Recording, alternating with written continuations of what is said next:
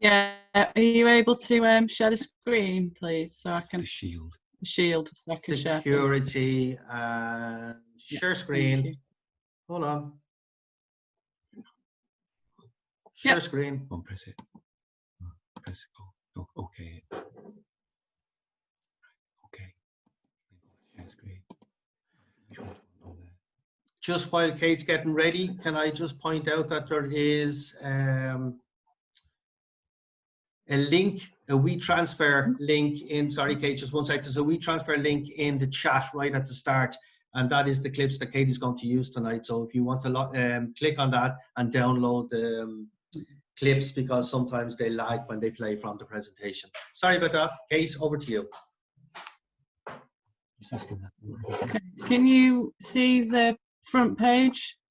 I can indeed. Perfect. Lovely picture, by the way. So it says Kate.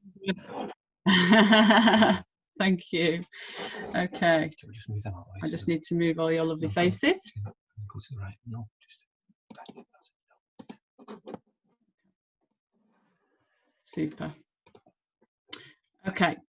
Right. Firstly, thank you for allowing me to speak, Paul, and Basketball Island. Hopefully, you'll be able to take away something from the presentation today and incorporate it into your practices once we are finished with this lockdown and we all get back on the court, which I'm sure we all want. I'll start off just a little bit of introduction about myself. I did start refereeing at 15 in 1999. I think I've got the dates of that right.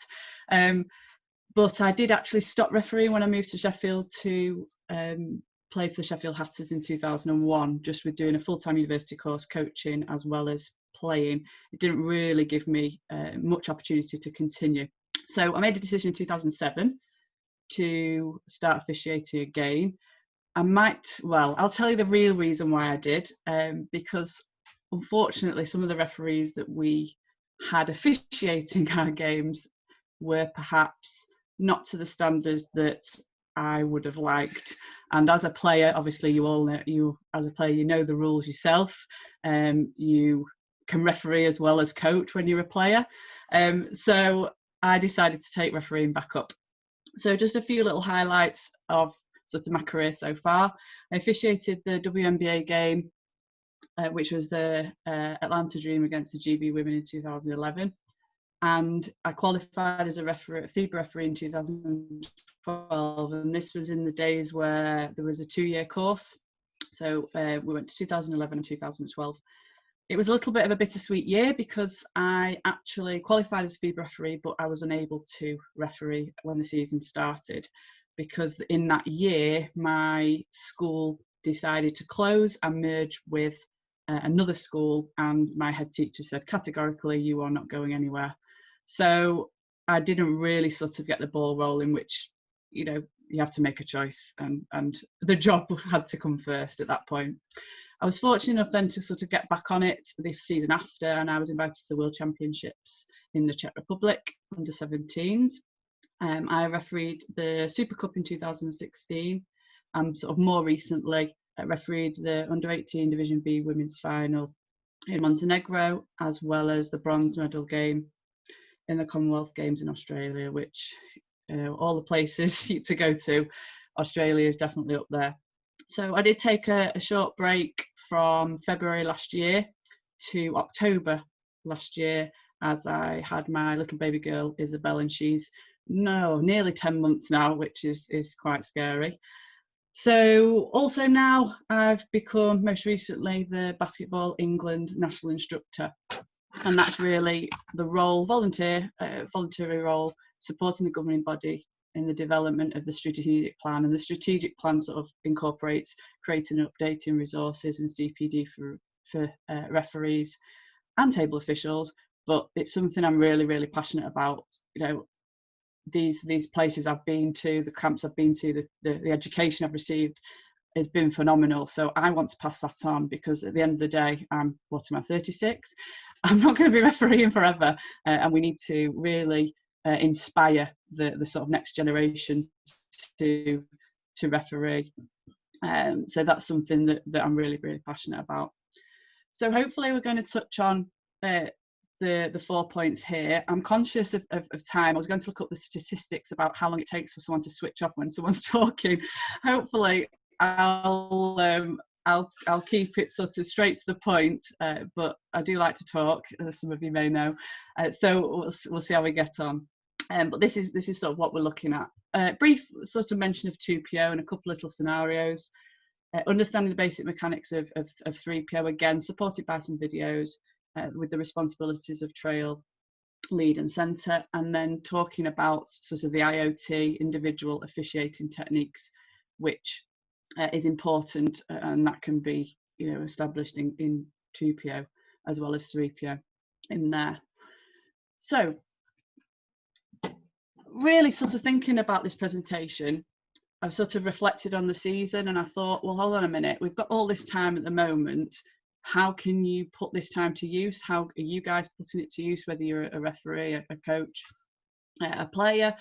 And preparation is half the job. And something with the IOT procedures, and I know Emma's listening, we were on a FIBA camp tournament in the summer together a couple of years ago, and our morning training, apart from running, was to practice on the outside courts all of the different IOT techniques. So for us there, we were making sure that we were practicing, for example, verbalization, practicing signals, making sure they look precise, exact, and things like that you can do, you know, quite easily in a mirror. So something like that, you know, really is important. Thinking about the learning opportunities, I mean, I've tuned into these sessions each week, and the CPD is fantastic. But actually, ask yourself and be honest, do you come to these learning opportunities because you think, oh, actually, I best had, I need to see, you know, my name needs to be on the screen? Do you actually take something away from these and really sort of think, right, well, I need to do this, this and this. I really like that. I'm going to try that in the next game. Or when I get back on the court, that's going to be my focus. So that sort of leads on to your identification of areas to improve.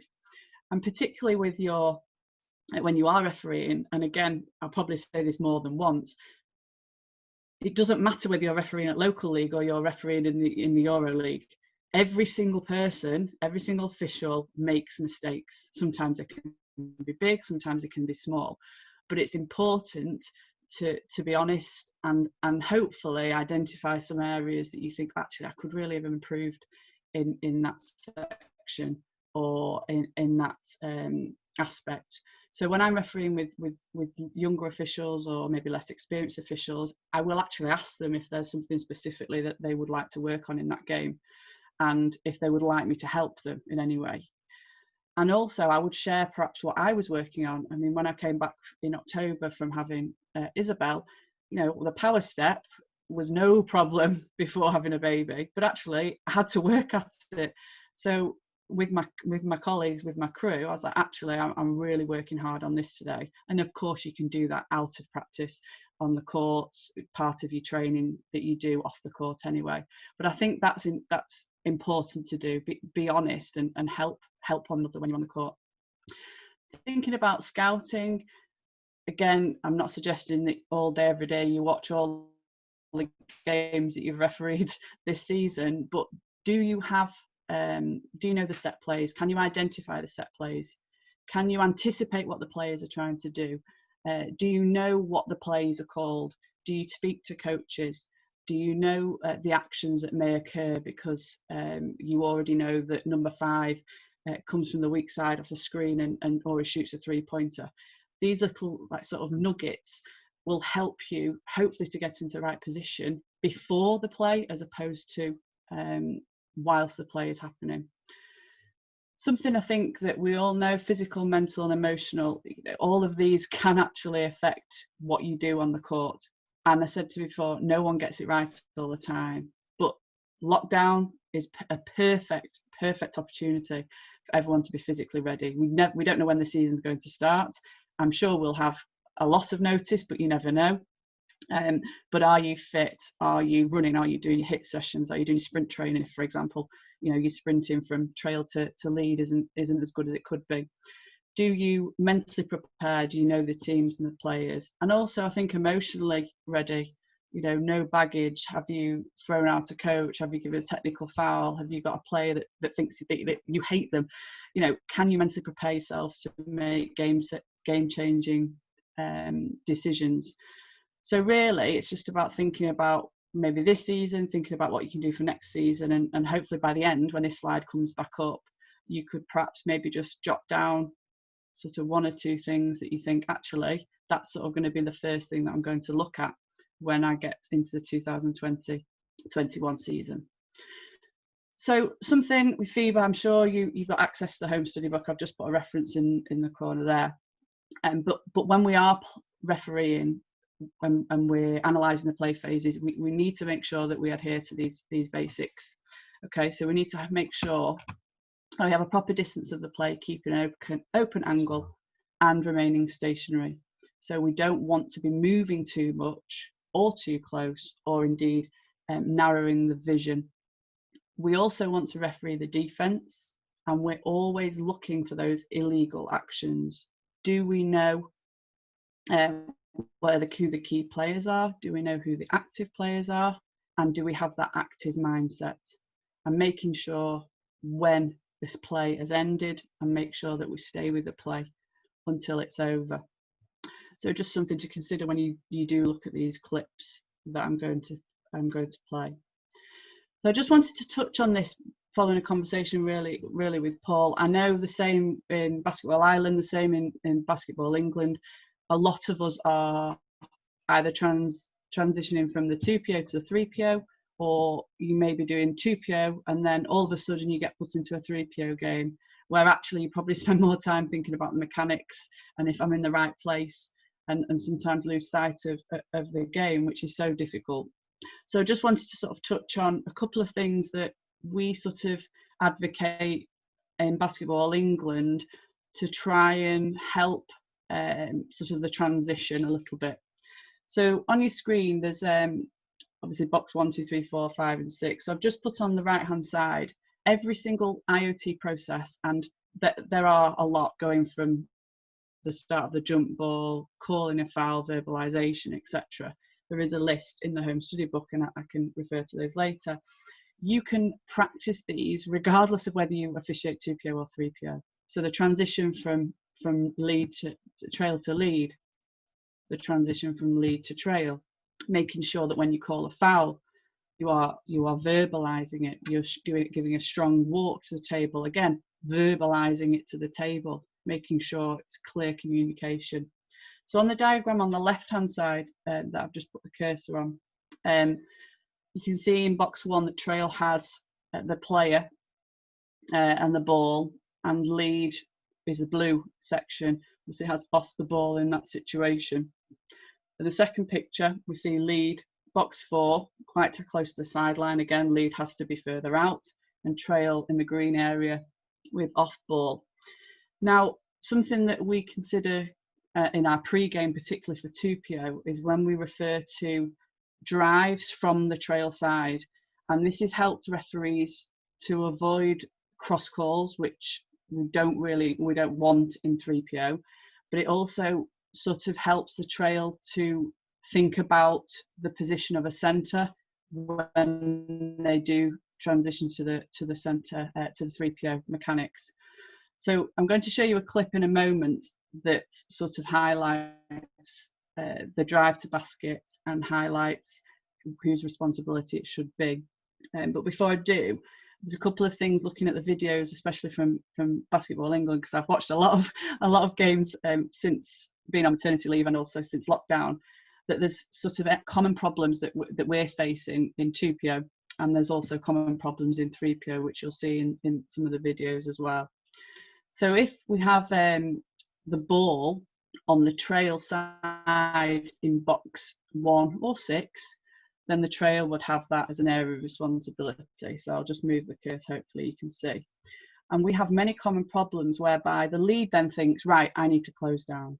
In actual fact, not recognising that there is an active matchup in box 4, maybe a screen coming off the screen to receive the ball from trail side, maybe for a little jump shot or for a drive to basket. So this is an area whereby we are moving according to mechanics as opposed to acknowledging what actually the play phase is about. And I think that that's something that we can learn to improve and adapt if we evaluate our own performance and ask questions. Because there has been a few games where I've observed or watched, and we've totally sort of cut our vision off from sort of a box 4 perspective. In terms of the trail, I'm just going to show you a clip now. This is a 2PO game. The rest of the clips that I've got are 3PO. But what I'll do, because Paul has sent the link in, so hopefully you're able to have half the screen, maybe turn the volume down because there are volumes on some of these clips, and then you can hear me talk over it as well. What I'll do is I'll play the clips. Before I do play the clips, they obviously are for educational purposes. Also, there may be different things that you observe during watching the clips and think, oh, she's not mentioned that, or oh, what about that?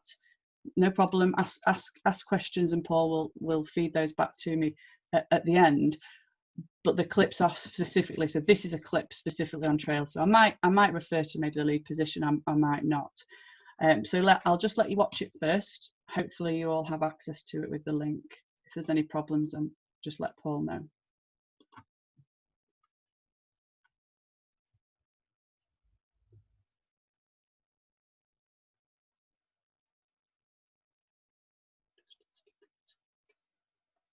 Okay, so hopefully you can all see that. Okay, right, so to start off with, we have the trail position. Now, this starting position is too far into the court, and there's no need to be that close, because actually you will be cutting off your periphery in terms of setting the screen towards the top of the paint. Once the ball, so as you can see here, it goes too far towards the 3-point line in that situation. Once the dribble starts, the referee then moves in the same direction as the player. Now, there's always going to be a moment where when you do a cross step, if the ball goes to the left, you cross step to the right, there's going to be a slight second where you'll be straight line. That happens, okay? But the referee still continues to move. Oh, sugar, sorry. Continues to move, and means then that he is moving as the play develops. So yes, you can see the action, but he's not got the active mindset, because actually he's moving and not focusing on the illegal contact by the blue defender. Now, this is a situation where we would, and I would specifically state this in a pre-game, that trail would take responsibility of that, because we had 14 blue that actually was the secondary defender was blocking the lead's view. So we would not expect a call from lead. Of course, that will change if the curve went into the basket, she went to the other side and lead picked it up. But just because the proximity of the official, so the lead is close to play, does not mean that necessarily that they would have the call. So that's just something that we sort of discuss in a pre-game to make sure that we're thinking about reducing the cross call, and trails taking a more active role in a drive to basket, which would happen as they become the centre referee in a 3PO game.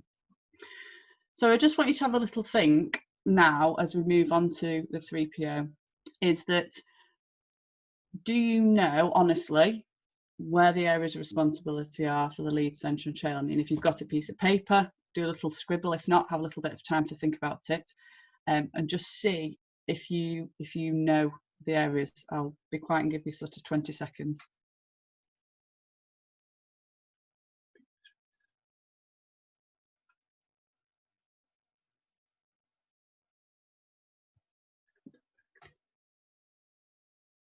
Okay, so hopefully you know, but I'll let you into a little secret. When I went to the Commonwealth Games, this was our first task that we had to do.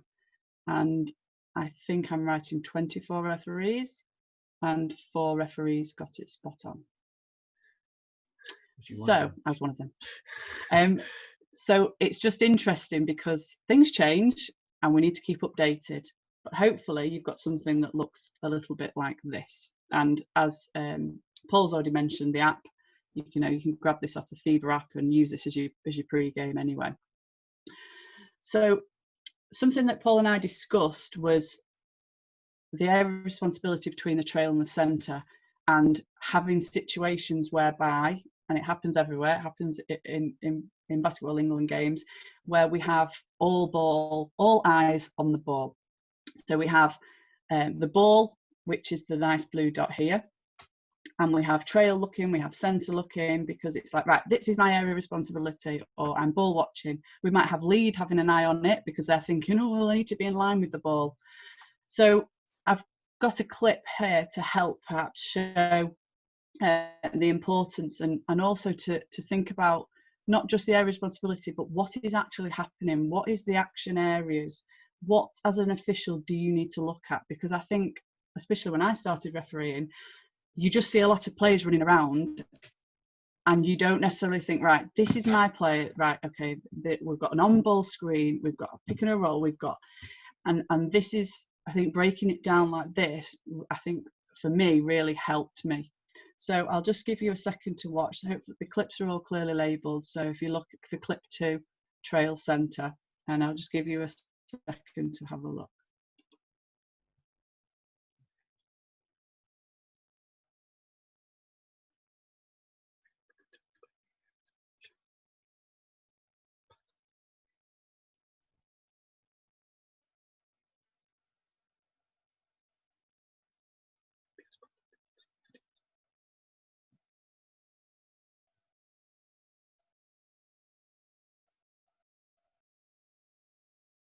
Okay, so in this situation then we have the trail referee, area responsibility, has the ball in their primary area, okay? Left-hander, left-hand dribble going across towards the centre. So we can see there that it's right in the middle, okay? So centre's had a quick look to see what's going on. We've got pretty much 3 at the moment active players at the top of the 3-point line. So we have here, as the ball crosses across the weak side, we have centre, and actually you can see trail immediately has the look off the ball towards his area to see if there's any active matchups. Is there anything he really needs to watch? As the ball then comes back up to the top, you see at the exact moment, centre does exactly the same. So looks off, thinks, right, have I got any active matchups? What potentially could be happening here? So there's going to be an element where you're going to have a split second where 2 referees are going to be looking at the ball. I think the most interesting thing here is that now we have both referees looking, you could say, at the ball. They're not looking at the ball, they're looking at the active matchups. You've got centre here thinking, well, hold on a minute, he's dribbling with his left hand. What do I need to be watching? Well, this player, the defender, is going to be trying to hedge over to the other side to pick up that player. And of course, we've got the pick and roll here, which the trail will be responsible for, because actually the centre cannot see that. So it's actually recognising that, yes, indeed, this is on the centre side, but actually this responsibility of play has to be with the trail. And as you can see there, probably just stopped a little bit late there, apologies. You can then see the hold. So the white player is unable to roll to the basket. Okay, and the foul is called correctly from the trail official. As I said, the centre will have no idea what was going on, could guess, but we've got the trail and they're on with it. So that's just something to have a think about when you are officiating, and really thinking about what the players are doing, as opposed to, okay, this is my area, this is not my area. There's always going to be a dual coverage, dual and areas of competence as well.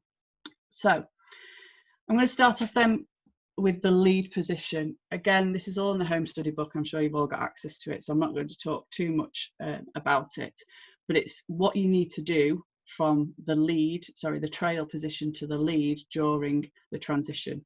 And as I said, it's on the screen. I'm not actually going to read through that because hopefully this clip will explain it all and show you. So power step, look into the court and get to the baseline. And actually it should be done within 4 seconds. So clip 3, lead 1. This shows a good example of the expectation from trail to lead. And again, this is the same if it's 2PO or 3PO.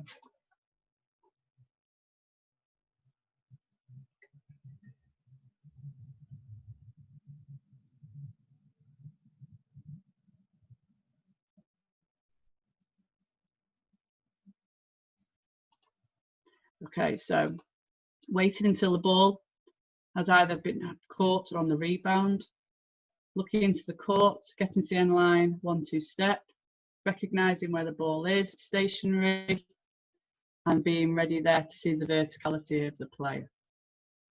Okay, so that's just an example there of a good example. Something that may be happening again in Basketball Island as well. We struggle to get clips and games with the whole court in the whole of the time. So hopefully that's something that we're going to be looking into for the next season for the Division 1 teams, to make sure that we can do that, because actually if we can, then this is a great learning tool and a resource that we can use. So that's the first lead clip. The second lead clip is clip number 4, lead 2. So I just want you to look at this and look at the movement of the lead whilst they are rotating. So again, I'll let you watch it first. Please shout out if there's a problem on the link, or if there is a problem with mine.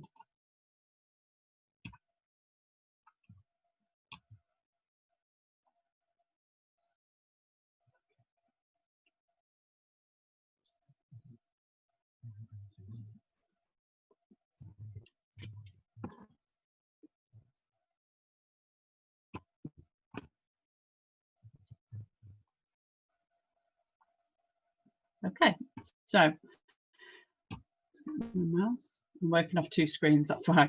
Okay, so if we watch down, so we have the ball to the weak side, the referee gets into the closed down position, and we have a shot.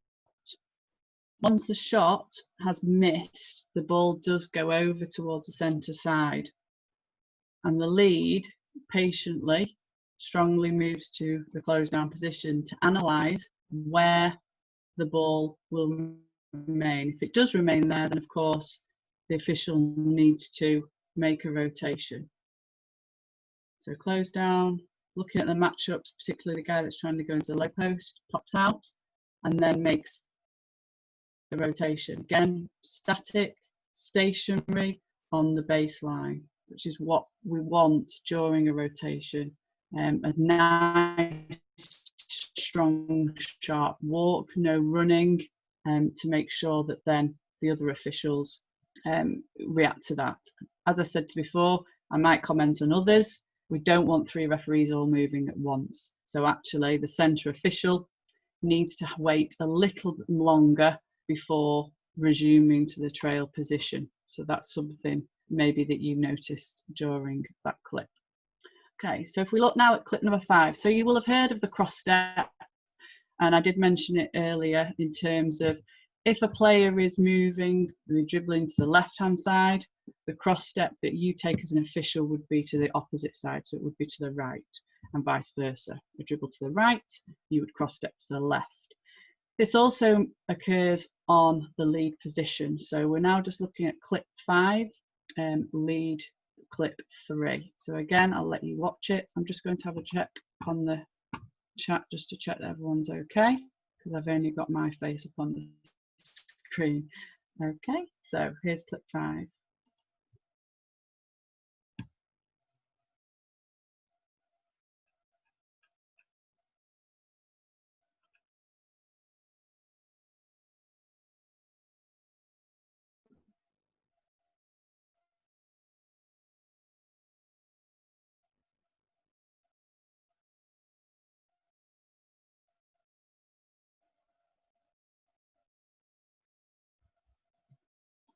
Okay, so in this position here, we have quite a nice starting position from the lead position here. When I do train, I would ask them to be further off the end line, but again, depending on the baskets that you've got. But I would be looking at the red line as a starting point. So quite rightly, the lead is looking at the matchups on the low post. So we've got 14 red and I think it's 22 black.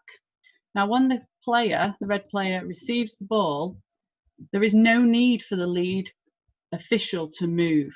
At the moment, are they in the correct position? Have they got the correct angle? Can they referee the defense from that position? Yes, you can see perfectly the arm, see the ball. Anything that happens sort of inside towards the basket will be picked up by trail. If then it goes into the middle of the court towards the centre side, then again, centre could have a look on it. But what the official does is, as we saw on the first clip with the trail, it's moving in exactly the same direction as the players. So all you're doing there is closing the angle. You're also blocking the whole view. You won't be able to referee the defense and you won't be able to make an accurate call or decision. So as you can see here, the player now twists and the foul is called here. Now, the lead official is totally blocked by 22 black. Okay? It's totally blocked. And actually, if they'd maintained a position, say here, so as the drive remained stationary, maybe cross-stepped a little bit to the side, they would have had an open view and an open angle on that play. Now, something that I really, really want to improve across the board as officials in this country is the calling of the play and the individual officiator technique, IOT. So as you can see from this foul, the foul is called and we have a point. So straight away in that situation, especially also to sell the call, fist up, 22 black, and straight away that goes, oh right, goodness, oh right, that's me. Instead of pointing, instead of walking through the key, so again, we want to try and get the administration to table as quickly as possible. So from this position here, where the laser is, walking swiftly straight up to this point here, actually near 13 black, because my next position is trail is over here. So we want to get to the quickest point possible. And we can only do that in that situation by going up the line of the key. And in that situation, avoiding going through the key where all the players are. Okay, we want a strong walk, not a jog. And again, the signals, the numbers, etc. are fine. And he resumes a new position of trail. So, clip number 6, so this is lead 4, so this is the final clip for lead. So again, we have, oh sorry, I will let you watch it first and then I will talk through it. Apologies.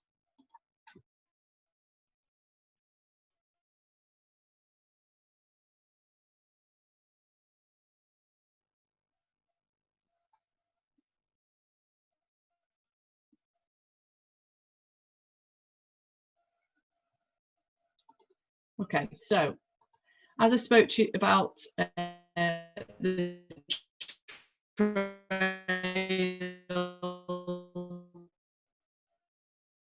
on the first clip, we don't want cross calls. Okay, sometimes it might be required. Sometimes they're for the game because there's been an illegal action.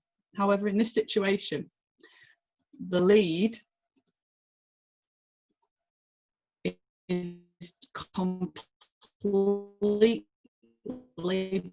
blocked by 13 blue, completely. And he's unable to see if there is, okay, you have a centre even.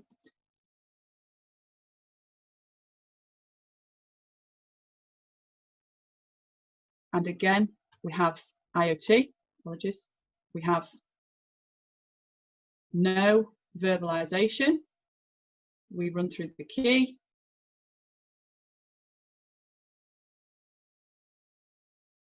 And we signal. Now, if the verbalization occurred, this would be avoided. So you see 13 blue. Okay. If, for example, 13 blue on the arm, we may not have this. We may, because especially if he thinks it's definitely not a foul. But the referee is not in the correct position to judge that, and that has to be a centre call all the time. Okay, we need to avoid that, and that again works on a 2PO basis. That actually, if you are lead position and the drive comes out and you are totally blocked, you cannot make that call. You cannot guess at all. And in terms of IOT, we need to get that verbalization. We need to get that straight walk up to the top of the key. We need to then resume our new position, and we need to make sure that is done each and every game, and then that means it becomes a habit, and hopefully, as I said, we improve that and the verbalization. So we're just going to move on to some centre calls now. The centre official, this is something that I don't think we understand enough. So during the transition, the centre official needs to be ahead of the play, and they resume the setup position, which is the free throw line. They need to make sure that they are actively facing the court, making sure that they keep a distance from the play and anticipate, especially on a fast break. And I've just put on there that where the working area tends to be, so a little bit of a movement up, a little bit of a movement down towards the bottom of an imaginary free throw line circle. So again, there's 4 or 5 clips. I'll let you watch the clip, and then I will talk through some of the expectations. Sorry, Kate, can I just come in here? Yes, of course. Yeah, they're lagging. I'm getting messages here. They are lagging. If everybody has the link, I've put in 2 or 3 times now, so if people want to download them and view them themselves while you're doing it. Yeah, maybe I'll just go in one more time and put the link there. Okay, yeah. Sorry, just bear with me. No problem. Well, it can give like a couple of minutes, and then if people want to, because they'll have to find, well, we're on clip 7C1, so.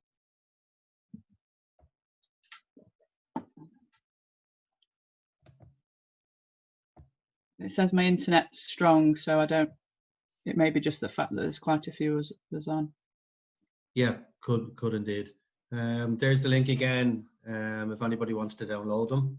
And you can watch them then on your computer rather than through the presentation.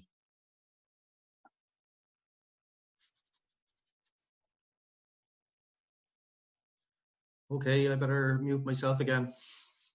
Okay, no problem. Cheers. Thanks, Paul. Okay, so clip 7, C1. Just start it again. So this is the centre position. As I said, there may be other aspects that you notice on the clip, which is fine. But predominantly we're looking at the centre here.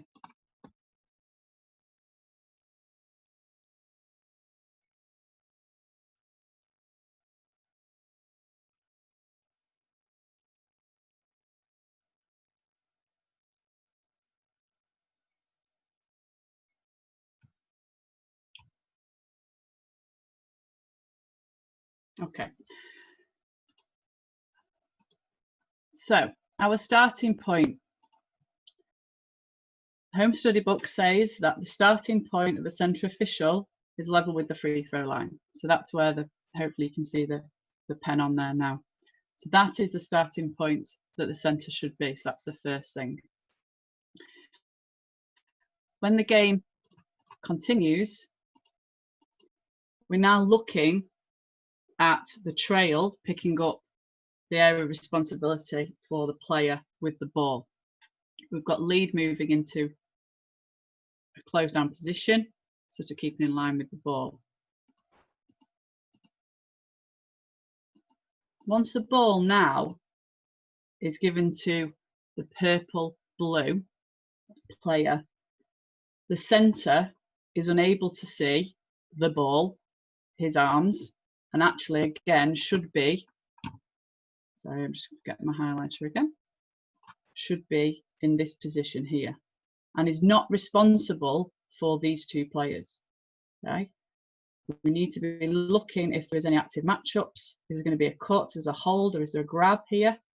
So this is what the centre needs to be looking at, not the ball, because we have a trail position and a trail in good position there.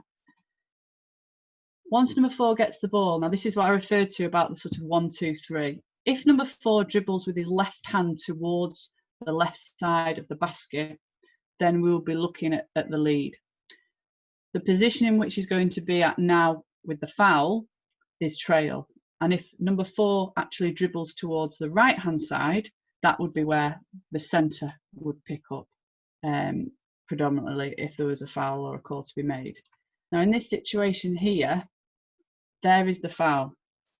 So trail has a totally clear view of that. There's no way lead can see that. It's a guess because it's straight lined. And centre, again, should be in this position here. Can't see because of the ball. And again. Now, this is where we have a problem. So we have the trail with a foul call, and we have a centre with a violation. Now, the first thing, again, I would specifically say this in a pre-game, that if that situation happens, we drop our hands. So we don't sort of fight against one another, so to speak, and signal. So if that was the situation that I was in, drop the hand and we would have a procedure whereby we would go together. Now, if it was obvious that it was, for example, the trail's their responsibility, has a foul, then as a centre, my hand would definitely go down. So here we go, we have the trail. Now, the problem we've got, and I know Emma has done a presentation as well on communication, there is no communication. We have waving off a basket, travel signal, and then we have that decision. So all of that started off with an incorrect starting position.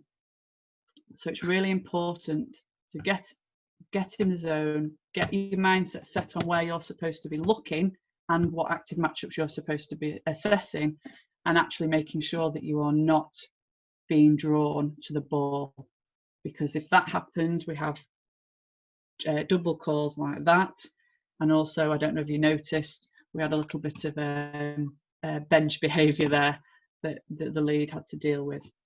So again, think about situations like that and actually add that into your pre-game.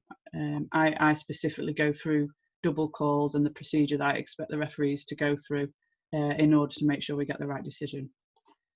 So moving on to the next one, we have clip 8C2. Now again, we're looking at the centre, but I'll explain in a minute if you just have a watch. So clip 8C2.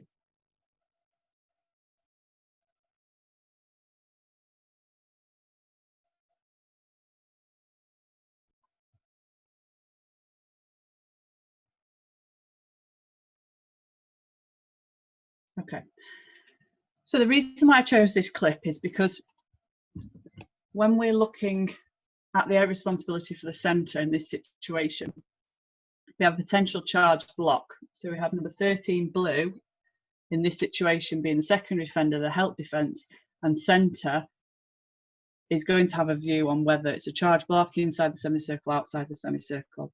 We have lead that clearly sees the left hand of 11 blue on the left hand of 4 black. Okay, centre cannot see that. Lead clearly has, and clearly lead can call that foul. So what I'm really sort of saying about this position here is that centre hasn't made a call because he hasn't seen anything, and actually in terms of what the centre is looking for, is looking at the charge block situation. I would suggest perhaps being a little bit lower so we're not actually moving as the action happens in that situation, but it just goes to show that the lead did see the foul and needed to call it, and and like I said, that was a good example of your area of competence there. So clip 9 is probably one of my favourite clips. There's so much to talk about in this, but I'll keep it relatively brief. So if you just have a quick watch of it and then have a look again at the centre.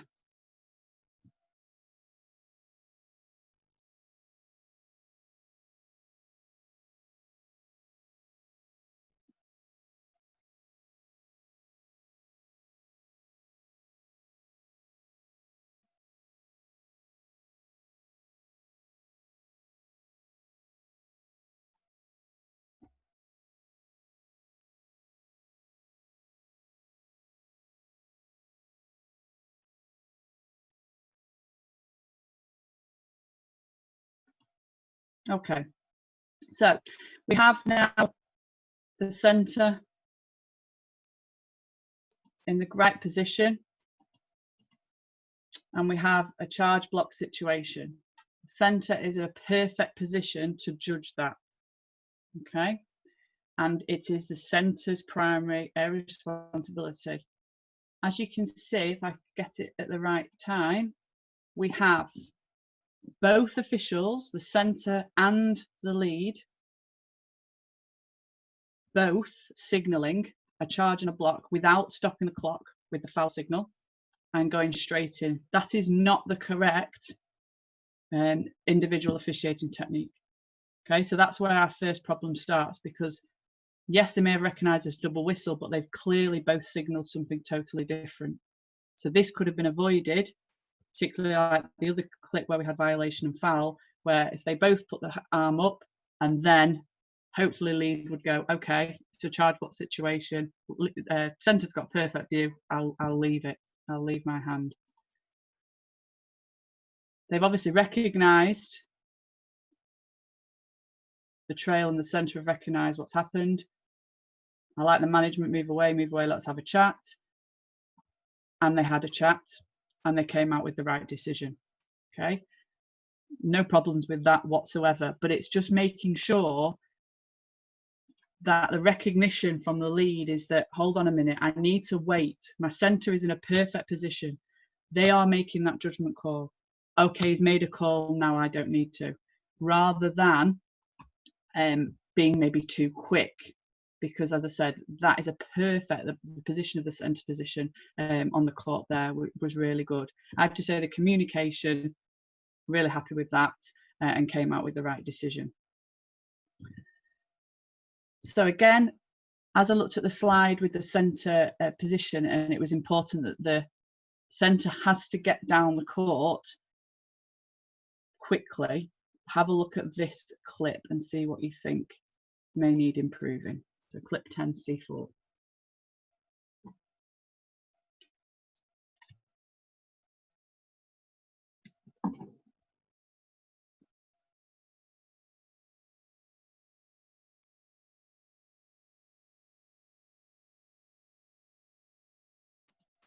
Okay, so sometimes perhaps our movements respond to the speed of the game. So this is a very, very relaxed, slow transition up the court. Maybe that's why the centre is moving in this way. The centre needs to already have been in this centre position now. So actually where the coach is. Because actually, what is this referee? Where's the active mindset? Where is it? Where is he looking? Trail's got the ball. Lead, obviously, we can't see at the moment. So I just need to turn this off, otherwise it won't let me carry on. So that is not the correct starting position. Okay, the starting position actually is where the coach is. So I don't need to use my laser.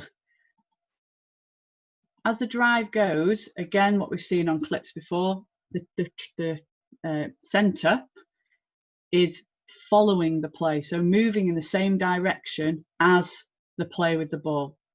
Has now number 5 blocking his view and calls a foul. Again, no verbalisation. It may be in that situation when it's like, oh, who's the foul on? I'm not sure. verbalization would be crucial. 8 blue, 8 black. Oh, right, okay, wow, okay, yep, they've seen it. All right, so again, the starting point must be the free throw line. And actually, those habits and that training of your mind going, right, I need to get to that point, I think just makes you ready to referee the game or really focus your mind. And if you do that every single time, the improvements honestly would be immense. So something really to think about, particularly then supported with the IOT. As you can see, 25 asking a question. Players ask questions. They ask questions whether they've caused the biggest foul ever and they don't agree with it. But again, the verbalization really sort of empowers you and really makes the players think about questioning you. I truly do believe that. Okay, so we have final clip for the centre position. I'll let you watch it.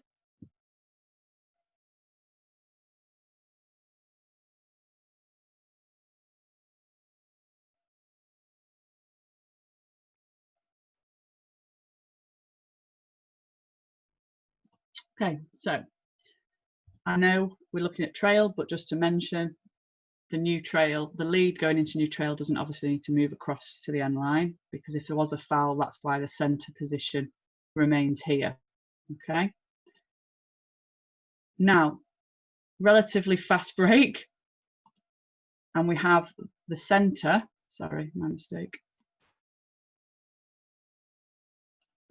With the centre behind, okay, which to be fair, they're not going to beat the player up the court to get into the centre position. In this position now, the centre is still moving. Lead isn't at the end line, so they need to be at the end line prior to where the ball is now in the key, basically. Okay, both officials are moving. Both put the foul hand up, but again, it's lead that calls a block and signals a block. Now, that's not a requirement. It is foul, let's say 8 black, then administer the foul call and the signal to the table. Okay, centre holds a position. Again, the drive is from the centre side. So this is the area of responsibility for the centre. And the centre must call and must administer that to the table. So again, I would like to see a pause, a 1-2, and then a blow of the whistle, rather than calling on the move. Verbalisation of the call, and then all the centre does is turn, signal, and goes opposite. Again, it's not the lead's responsibility to do that, and again, should have dropped the foul signal because the centre came from, the drive came from centre side. So finally, we'll just move on to the trail. Now, I find these trail clips extremely hard because a lot of the time they do cut out the referees a lot on the sideline. So when we're talking about trail, a little tip that I got when I was watching summer tournaments was wait until the ball and the players are at the free throw line, and then you come off the baseline. And I think that's really helped me, particularly with turnovers, etc., to really sort of make sure that I'm behind the play and making sure that I've got a good angle, and I've got that distance as well away from the players. So wait behind the baseline, always maintain a proper distance. Yo-yo running, we saw a little bit of yo-yo running in the first clip with the 2PO, and be the last to arrive in the front court, having a 45-degree angle. Now, this first one, keep in line with what we've done, is clip 12 to trail 1. This is an example of a good trail position. Again, nothing crazy going on, but just to give you an idea of so. Sorry.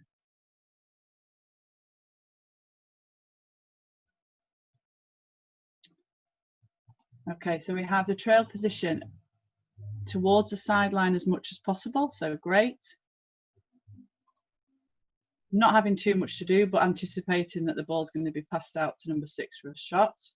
And then a perfect position to be able to see any illegalities from illegal actions from 35 white, particularly because I know there's been a focus for referees, especially with the landing spot, making sure that if the player is able to land, so when they are looking at the shot, looking down, then back up, then down again in the flight, and making sure that they've landed safely. So again, nothing too crazy about the play, but just to show you the trail position in there. This one's quite difficult. So clip 13, trail 2. I'll just let you watch it.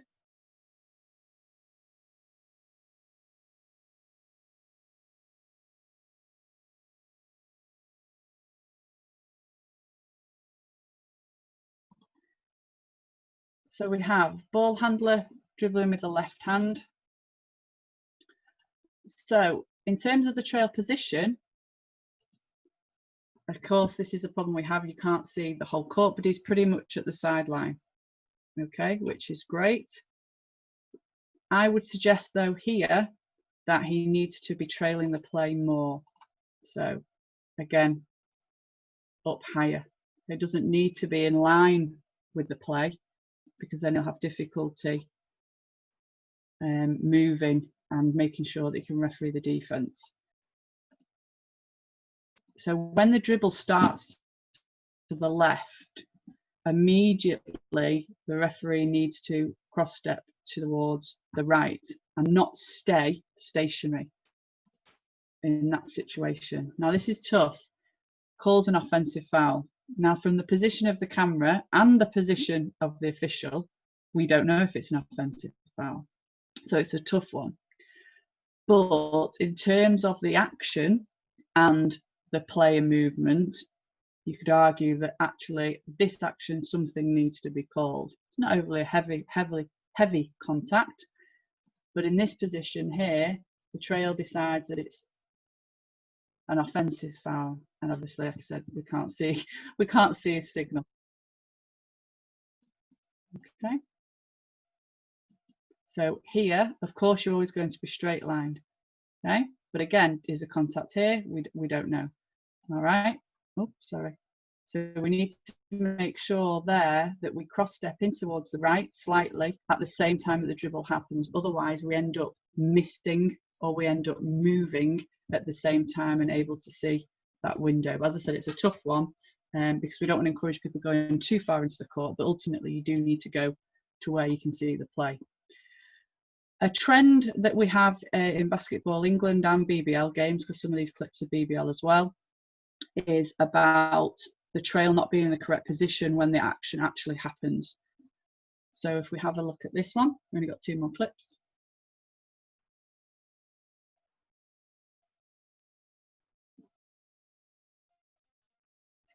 So if we look here, again, this is why I find it difficult, because not all the officials are visible all the time on the clips. So we don't have a bad position from the trail, perhaps could be a little bit higher, just where I'm flashing the cursor now. We have a right hand, and then we have the shot. Now the shot's going up now, and this is where we struggle in terms of the trail position. We cannot see if there is any illegal action there by the offensive player or the defensive player. And what we tend to do then is the shot's gone up, and then we dive either to the left, to the right, and try and pick up the remaining of the action. Well, we could have already missed something prior to that. So again, it's making sure that there we have the correct distance. So again, the referee needed to be higher up to start with.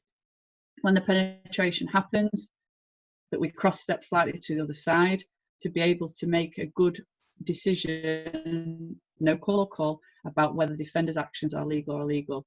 And a few games that I've officiated this year, there's been contact by the offensive player. So this is something that we need to also consider. It's not always a defensive foul.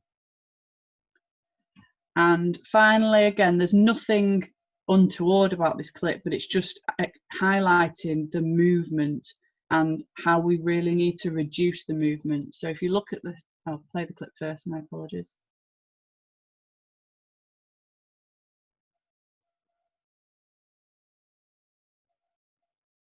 Okay, so it's that movement and that sort of diving behind. So if we look here now, we've got the ball air responsibility of the trail, moving across to the centre. So again, happy with both eyes sort of at the moment on there, because we've got a pick and roll, might have a hole in the grab, which sort of mirrors what we've seen on the BCL clip. But then the trail moves down and continues to move down. So all the trail's doing now is sort of thinking, oh, right, well, the lead's going to rotate, I'll get in there. And actually, you need to remain higher and not move until the rotation is taking place. And then what happens here is, first of all, we're not anticipating the three-point shooter, and we find ourselves behind the three-point shooter. Now, yes, there's no problem. Look, there's going to be probably no foul there whatsoever. But again, it's the example of diving to the side to try and look like we're in a position to officiate. And actually we're not, because if anything had happened between 9 black and the white shooter, we wouldn't have a clue. And the fact that we're moving and we're not stationary and we're not watching the down, the up, the down movement then causes us some problems. As I said, the clips are very, very difficult to find. With some of the cameras, which again, hopefully we're going to improve for the next season. So really, just to sort of finish off, and I did speak longer than I would have hoped for, sorry about that, is that even if you just take one thing away and say, do you know what, at the start of next season, I'm going to just think, right, I'm going to do this. I'm going to make sure that I watch at least one game a week of the team that I'm going to be watching, or a quarter, or I'm going to speak to the referee that refereed that game last week. I'm going to have a look at the training session that's on before the local league game that I've pressed and see what they're playing and what set plays they've incorporated, and try and learn a little bit more about that. I'm going to make sure I'm using this lockdown. I'm going to use the FIBA manuals to get fit and just try and pick something. You know, or totally ignore all of it and wait for next week's CPD. But I just really want to say a huge thank you to Paul and Basketball Ireland, of course, and just to say thanks for having me. Hopefully you've picked something up, and I'm happy to answer any questions either now or obviously if we run out of time in the session that we have towards the end of June. But yeah, thank you. Kate, thanks very much. That was brilliant. Fair play. I have a couple of questions. Just a comment quickly. Shauna Cavendish, local league referee here in Dublin, also a National League table official. And hey, Paul, really sorry, but I have to leave and go to work. Any chance you could send me the rest of Kate's presentation to watch, as I'm really, really enjoying it. And I think that sums up quite. Yeah, of course, I'll send it across, guys. No problem. Thank you. Okay. First question. If you think a player dislikes you, and you must have mentioned this at the very start, should you talk to them before a game? Sorry, I missed the first bit, Paul. Apologies. If you think a player dislikes you, yep, should you talk to them before the game? Oh, good question. Yeah. I think at the start of every game, I personally behave in the same way to everybody. So, for example, whether I'm crew chief or not, I will go to shake everybody's hand. Now, some players, and I won't name them, deliberately go out of the way not to shake your hand. So when I refer to the emotional side, I would say go back 3 years ago, 4 years ago, that would actually affect me. I would take that maybe to heart and think, not that I want everyone to be my friend, I don't care, I'm refereeing the game, but straight away that sort of gives you a bit of ill feeling. So the only thing I do to sort of get over that is sort of, yeah, shake your hand, shake your hand. If they then choose not to shake your hand or speak to you, I would literally be like, okay, that's it, okay, and sort of talk to myself, whatever then, that's fine, if that's how you want to play it, no problem. But then as the game went on, that wouldn't mean I would do anything differently towards that person. If that person wanted to come and talk to me and ask me a question, I'd be really nice. Yeah, of course, let me know, yeah, and be a little bit sickly. And that's my way of potentially dealing with it. But yeah, if they hate me, they hate me. I'm not there to be liked, I'm there to do a job. And if I do a job okay, then so be it. Very good. No, absolutely. We don't demand respect, we earn it as referees, and etc. etc. We're only there to facilitate the game. Absolutely. If somebody dislikes you, they dislike you. Two people have come in with what are IOTs? What are IOTs? Individual officiating techniques. So if you go to, it's not on the FIBA app actually, but the home study book, I'm sure you have, do you have access to the home study book on your on the website? Because I know it's on our Facebook page, and I know we don't do. I know I've We given. need to have that on our Basketball Ireland one. Basketball England. All right. No, I know it's on. Sorry, say that again. I've sent it out to all the National League referees. I do know that over a year ago at this stage, and it is available on the NLOP Facebook page.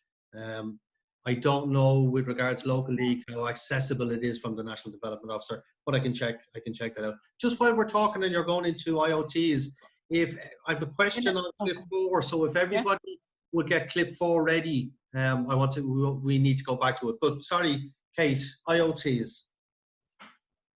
Okay, get it on. Yeah, so I'll just get clip 4 up. Yeah.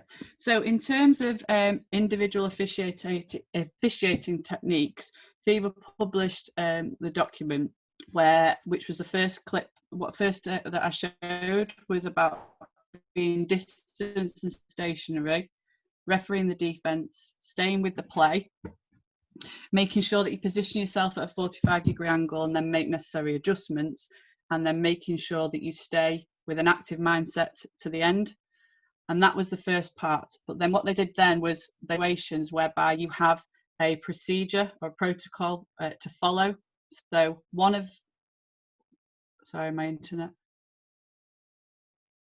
So one of them was about signals and reporting. So in terms of calling the foul, 6 blue, strong walk, stop, signal, fouls 10 black, this way. So that was one of them. The jump ball is one of them. The technique.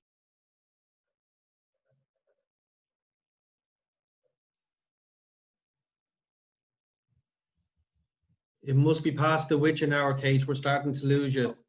Then you visually count.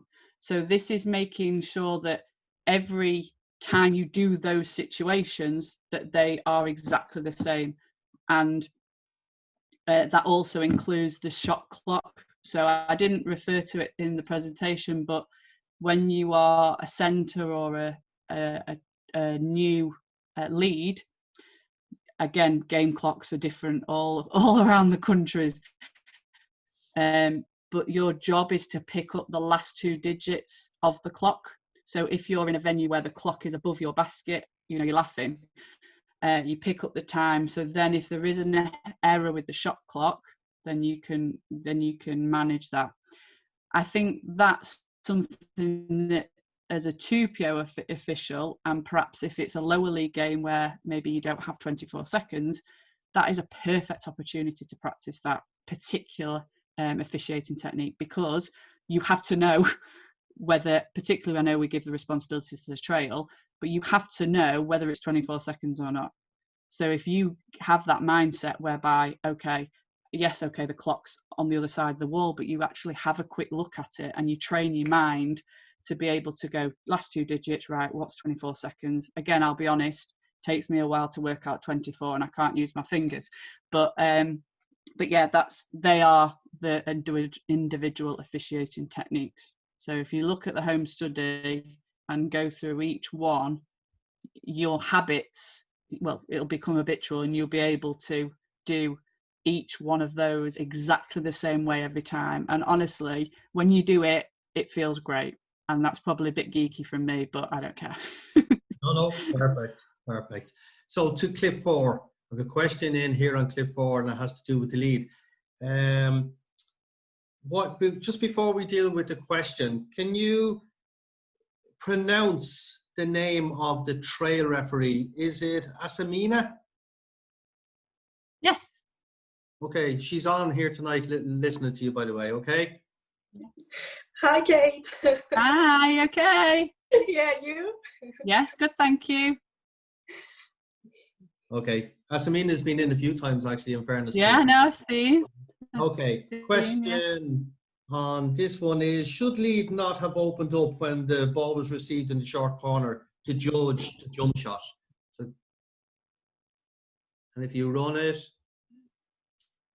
Yes. Yeah. So here. yeah, on the shot. Oh, sorry. I've not shared my screen, have I? Okay, we're all, when the ball... Yeah. So, yeah. So if we have a look. Sorry? No, go ahead. Do you want me to share it? If you want, yeah, Yeah, absolutely. can do. It's all a bit new working from 2 screens. I feel dead posh. Can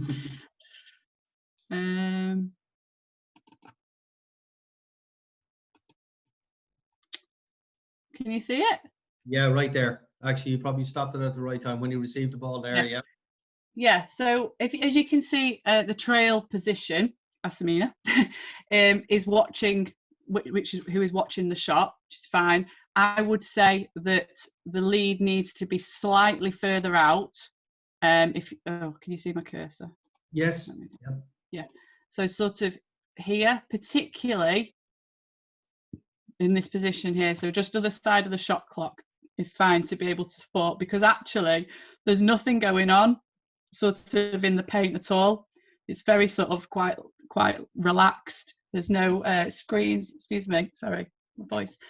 There's no screens, there's no sort of active match, there's nothing really going on, which is why the guy shot, to be fair, because there was no other option. But yeah, I'd if I was being picky, I'd say yes, make sure that the lead was further out, but I'm sure he knows that Trail's totally in control of that. But yeah, I'd say it's a good observation, well done. And the last one is on a foul where you have different calls, i.e. the charge and block. You notice that maybe the dominant personality is the referee who gets away with making the call. Mm-hmm. Oh, do I? Sorry, was that the question? Yeah. Do you notice that it's made by the more dominant personality on the court? I think the question really is, say I'm refereeing with Linda, and Linda, of course, is much more, she's looking at me here, and she's much more dominant, obviously, than I am. So if we have a charge block situation, the question is probably asking, would it be Linda who would go to the table and administer her foul because she's more dominant than I am?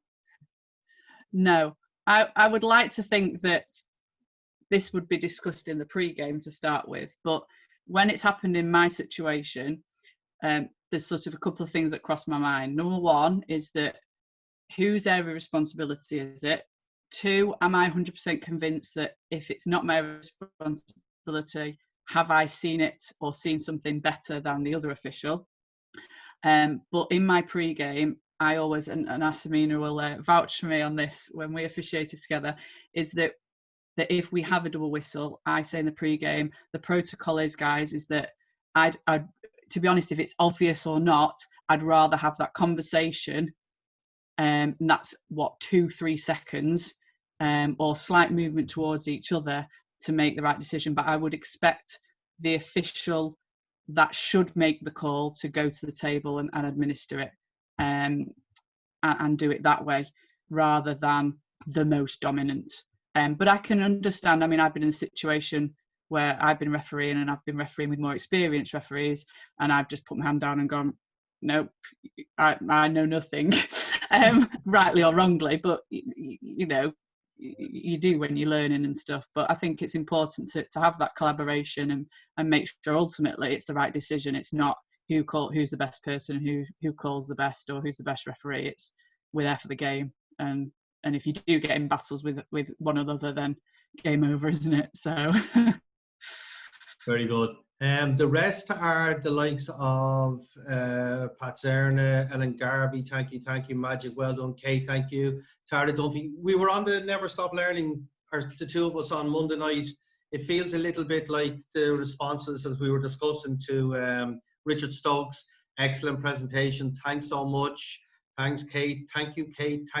Really enjoyed that. Excellent presentation. Enjoyed. It just goes on and on, Kate.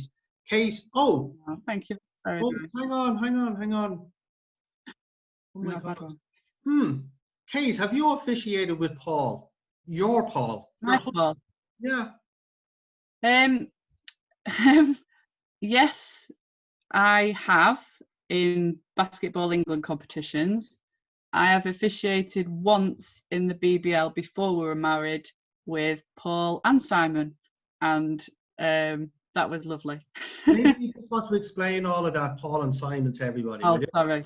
sorry, guys. It's because I don't. It's weird not being able to see everybody. I know I could, but yeah, sorry. So my husband is Paul Unsworth. His twin brother is Simon Unsworth, who is responsible for Basketball England officiating department, and there was some injuries or illnesses, and we ended up refereeing together, 3 of us. But before we're married, so the score sheet said Unsworth, Webb. So hopefully before we all get old and grey, even though they're like 40 now, we'll have an opportunity to have, no offence, Unsworth. So Wouldn't that will be nice. It will be brilliant. Yes. Kate Unsworth FIBA, Paul Unsworth FIBA, and Simon Unsworth FIBA. Successful Yeah. family. Yes. Thank you very, very much. It's just No, you're filling up welcome. here. It's just actually Simon is in as well, saying not. Oh, sorry, I did send him the link. If you don't mind. Stuff like I should have been on instead of Kate. Yeah. Okay, thank you very much. It's just No, filling thank you. with lovely messages of thanks to you. If Oh, we no. get any more questions in between now and the panel night, we'll Yeah, keep definitely. listen, Yeah, thanks a lot for having me as well. It's been lovely to see all your faces. absolutely delighted to have you, and a super presentation. Mind yourself, mind Paul, mind that Bobby, and mind Simon as well, I suppose. We'll look after him as well. Absolutely. Listen, take care. Thank you very, very much. Everybody, Thanks, guys. until next week. I still don't know at this stage whether it will be Tuesday or Wednesday night. Just to let you know, it is Paul Keller who's on next week. But Paul's birthday is next Tuesday, and he's under severe audit. So we're going to have to organize something. But keep an eye on your emails. I'll email you as soon as I can, let you know what's happening, what day, next week, what time, etc. In the meantime, stay safe, everybody. Mind yourselves. Good night. Safe home. Thank you very much. Bye now. Thanks, everybody. Goodbye.